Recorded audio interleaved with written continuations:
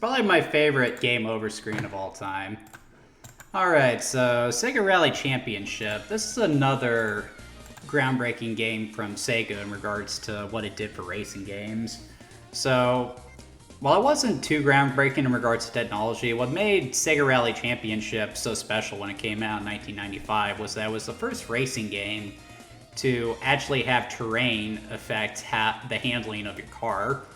So when you would go to make a turn and you happen to be on something other than asphalt, your car would slide to the side a little bit. So that added a new layer to the racing. And though it wasn't as popular as Daytona USA, likely because it was themed after the much less popular rally style of racing, it was still a well-received game back in its day, and it's still hailed as a landmark in regards to, arcade technology.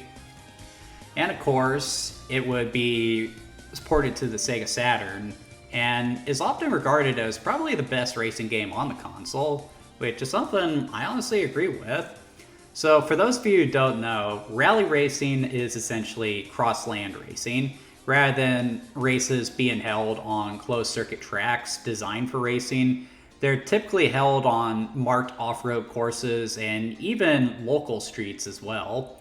And unlike most races where you have a set amount of laps, most rally races are point A to point B affairs, and that definitely carries over into how ranking is done in a Sega Rally Championship. Rather than aiming for first place in every race, you're instead doing one big race broken up into legs. So, and when you finish one leg and go to the other leg, you start the next leg of the race in whatever place you happen to be in. In most racing games, the goal would be to either just finish all the races or try to place as high as you can in all the races and get a certain amount of points. But in this game, it's all about being in first place by the time you reach the finish line at the last leg of the race, which is pretty well done. It is a little disappointing that you only have a handful of races to only have one real race to participate in. It would have been nice if they did a cup system similar to Mario Kart. Though, to be honest, I mean, it is an arcade game, but they could have at least done that for the Saturn version. Speaking of the Saturn version, unlike Daytona USA, which was more of a straightforward game, they actually took the time to rebuild Sega Rally Championship from the ground up for the Sega Saturn, and as a result, it ends up being a much better conversion in general. The graphics are a lot better, and they actually did manage to get the general gameplay down pat too. There are still some issues. There is a lot of pop-in that you have to worry about, but it's less of an issue here, mostly because in addition to the draw distance in general being better, you also have a navigator with you who's calling out the turns that are coming up, which is really smart for a game like this, and that's also immersive too, because that's how it works in real rally racing as well. You typically have a navigator riding shotgun with you.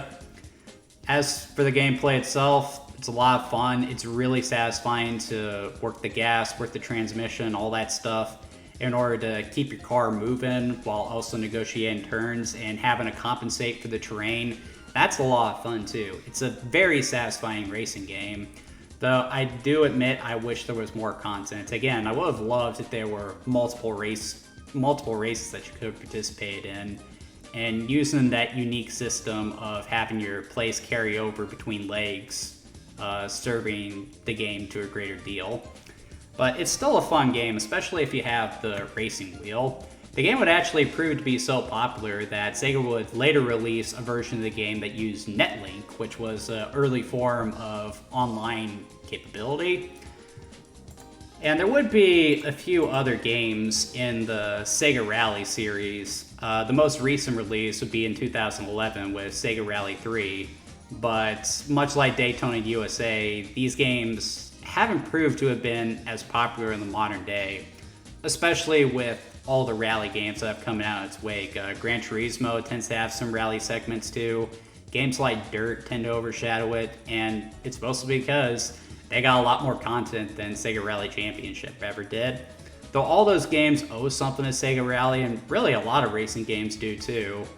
The Sega Rally Championship just can't keep up in the modern space. It's still a fun game to play though, and like I said, it is probably the best racing game on the Sega Saturn.